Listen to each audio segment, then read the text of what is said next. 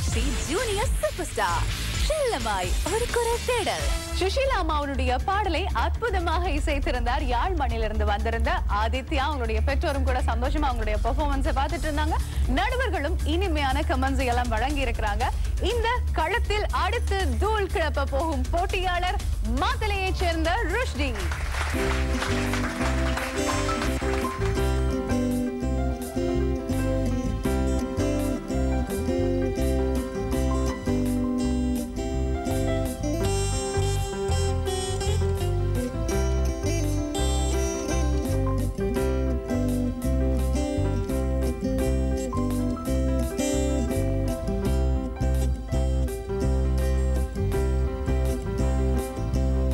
காற்றின்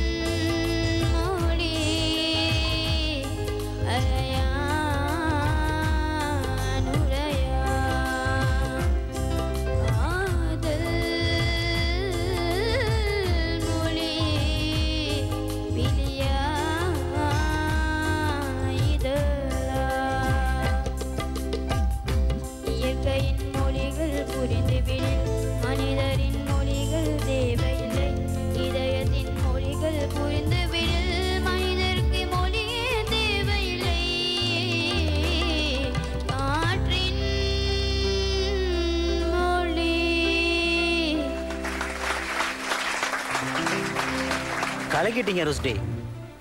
நல்லா பாடுனீங்க. தேங்க்ஸ். உங்களுக்கு ஸ்ருதி கொஞ்சம் பிரச்சனையாக இருந்துச்சுன்னு நினைக்கிறேன். அப்படியா? நான் 2 விஷயம் இதில் நோட் பண்ணேன். ஒன்று வந்து உச்சரிப்பு, தமிழ் உச்சரிப்பு சரியாக பாடணும்.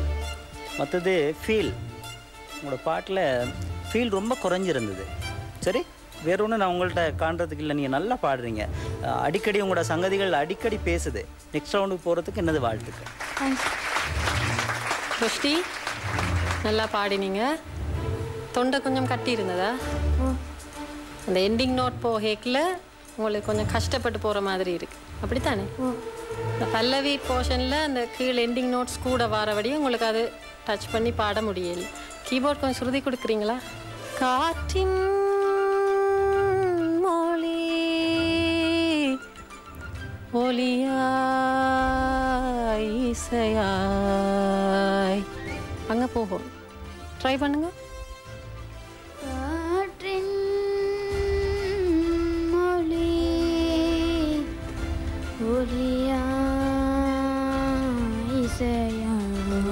குட்.